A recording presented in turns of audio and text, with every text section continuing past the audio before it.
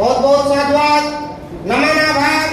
मंच पर आसीन राष्ट्रीय मुख्य सचेतक महोदय जी, मंच पर आसीन पूर्व राष्ट्रीय अध्यक्ष माननीय मुख्य संरक्षक, राष्ट्रीय मुख्य संरक्षक समता सैनिक दल और समता सैनिक दल के नवनियुक्त राष्ट्रीय अध्यक्ष जी को मैं सैल्यूट करता हूं, उत्तर प्रदेश की ओर से सलामी देता हूं। समस्त उपस्थित साथियों का, भारत के सभी राज्यों से उपस्थित कमांडर सैनिक सैनिकाओं का मैं उत्तर प्रदेश की ओर से पुनः एक बार फिर जोरदार तालियों के साथ आज भवन पर उपस्थित बड़ी संख्या में सैनिक सैनिकाओं का हार्दिक स्वागत अभिनंदन करते हैं। आज जब हम समता सैनिक दल की 99वीं वर्षगांठ को मनाने जा रहे हैं, वर्षगांठ से एक दिन पूर्व 23 सितंबर जो इतिहास के पन्नों पर दर्ज है, जिस 23 सितंबर ने पूरे भारत में बाबा साहब के जीवन की एक नई क्रांति को जन्म दिया है, वो 23 सितंबर हमारे पास संकल्प दिवस के रूप में मनाया जाता है।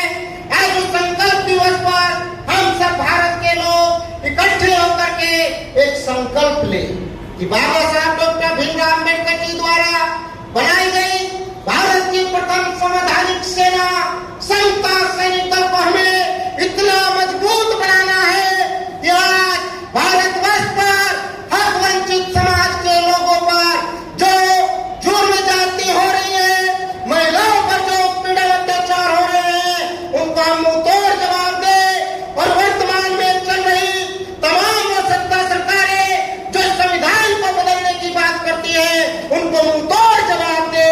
2024 में ये हमें करके दिखाना है, ये आज 23 सितंबर को हमें संकल्प लेना है। यदि ये संकल्प आप ले सकते हैं तो फिर सीने पर हमारे जो वर्दी है, जो बाबा साहब द्वारा दिया हुआ कवच है, तो इसकी शान है, वरना इसकी शान नहीं है। मैं समझता हूं कि आज हमारे कंधों पर जो बोझ है वो बहुत बड़ी जिम्मेदारी है। वो इतनी बड़ी जिम्मेदारी है कि बाबा साहब doctor B are Ambedkar ji ने अपने जीवन का महत्वपूर्ण, अपने जीवन का कीमती वक्त, एक एक सेकंड का समय आपको हमारे लिए, देश के करोड़ों करोड़ों लोगों के लिए दिया है।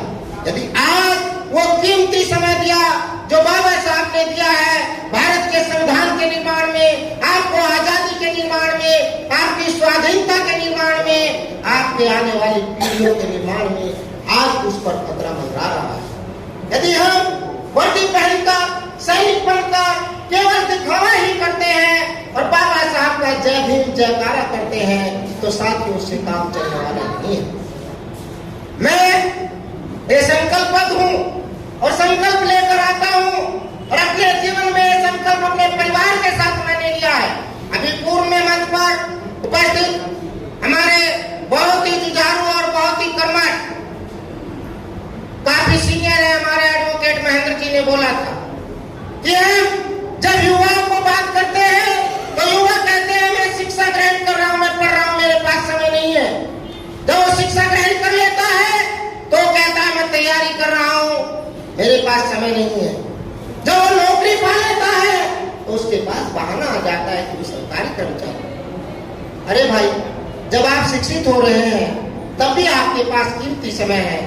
जब आप तैयारी कर रहे हैं तब भी आपके पास युवाओं को जगाने का महत्वपूर्ण समय है, और जब आप नौकरी पैसे में आ जाते हैं तो तब आपके पास समय ही समय है, लेकिन आप समय देना नहीं चाहते, इसके बहाने बनाने की बात करते हैं। मैं समस्त उपस्थित साथियों से कहना चाहता हूँ, देश के तमाम साथियों से कहना चाहता हूँ, जो बाबा साहब की ताकत से, जो बाबा साहब के दिए हुए कार्य से अपने बच्चों का पेट पालने का काम कर रहे हैं, वो समाज की जिम्मेदारी को निभाने का काम करे, सबसे ज्यादा काम उन्हीं को करना चाहिए। मैं एक सरकारी कर्मचारी हूँ, मैं भी गवर्नमेंट सर्वेंट हूँ, मैं भी केमिस्ट्री का लेक्चरर हूँ, मेरे ऊपर भी वो डर हो सकता है जो आप लोगों के कंधों पर है, लेकिन मैं तो डरता नहीं। क्यों नहीं डरता? क्योंकि मेरे पास बाबा साहब डॉक्टर भीमराव अम्बेडकर जी का दिया हुआ संविधान है। वो संविधान की ताकत है जिसने मेरे अंदर से डर को निकाल दिया है। यदि आप सरकारी कर्मचारी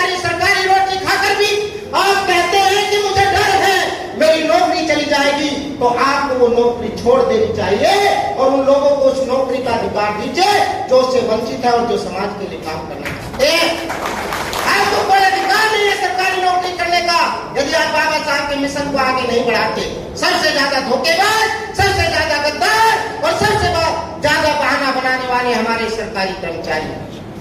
मैं तमाम साथियों से हाथ जोड़ करके अपील और निवेदन करता हूँ कि आप समाज साथी सभी लोग अपनी अपनी जिम्मेदारी का निर्वहन करें, युवा क्रांति को आगे बढ़ाएं। हमारे वरिष्ठ लोग वरिष्ठ क्रांति को हमारे सलाहकार मंडल के रूप में बनकर, चिंतक मंडल के रूप में बनकर के हमें रास्ता मार्गदर्शन कराए और युद्ध लड़ने के लिए हम तैयार हैं। उत्तर प्रदेश की धरती को हम क्रांतिकारी रूप दे रहे हैं और ये क्रांति उत्तर प्रदेश से ही आएगी और 2024 में सत्ता को परिवर्तित करके रहेगी। ये उत्तर प्रदेश का बात। इसी के साथ मैं अपनी बात को यहाँ विराम करना चाहूंगा और मुख्य बात मैं ये कहना चाहूंगा कि आने वाला 2024 जो हमारे लिए ही नहीं इस देश के लिए, संपूर्ण भारतवर्ष के लिए बाबा साहब डॉक्टर B.R. अम्बेडकर जी के बलिदान के लिए महत्वपूर्ण समय है। साथियों, इस समय पर आप ध्यान दें। यदि आपने 2024 में अपनी क्रांति को, अपनी शक्ति को, अपनी ताकत को एकजुट क्रांति का रूप नहीं दिया तो आपके बच्चे निश्चित रूप से गुलामी की जिंदगी जिएंगे। यदि आपको अपने बच्चों को गुलामी की जिंदगी से बाहर निकालना है, यदि आप चाहते हैं कि जो सल्तनत आपके पास है वो सल्तनत आपके बच्चों के पास भी जीवित रहे, तो आपको 2024 में बलपूर्वक क्रांति लड़नी होगी और संविधान को बचाना होगा।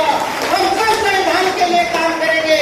आज मैं और आप, हम सब लोग यदि दहाड़ रहे हैं वो सिर्फ और सिर्फ बाबा साहब डॉक्टर B.R. अम्बेडकर जी के संविधान की ताकत है।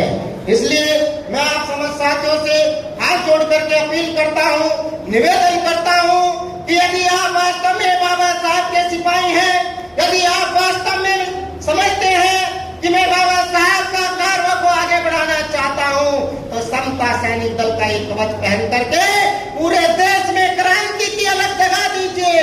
घर घर जाइए, गांव गांव जाइए, युवाओं को जगाइए, महिलाओं को बढ़ाइए और समता सैनिक दल को इतना ताकतवर बना दीजिए कि हम उन लोगों को मुंह तोड़ जवाब दे जो बाबा साहब के संविधान को हाथ लगाने की कोशिश करे, उसको हम मुंह तोड़ जवाब दे। ये समता सैनिक दल की ताकत। मैं इन्हीं बातों के साथ आप समस्त साथियों से इसी अपील के साथ एक संकल्प दिवस के रूप में संकल्प लेने की अपील करता हूँ कि आज आप यहाँ से संकल्प लेकर के जाए जिस प्रकार से बाबा साहब डॉक्टर B.R. अम्बेडकर जी ने 23 सितंबर 1917 के दिन संकल्प लिया था। वो संकल्प साथियों एक साधारण संकल्प नहीं था। वो संकल्प बाबा साहब के जीवन का सबसे कष्टमय दिन था, जिस दिन बाबा साहब की आंखों में आंसू रो रहे थे बाबा साहब। और उस धरती पर जब बाबा साहब ने संकल्प लिया है, जब हम उसको जा करके देखते हैं तो हमारे साथ में राष्ट्रीय अध्यक्ष माननीय अशोक सागर जी, माननीय B.D. सुधार जी और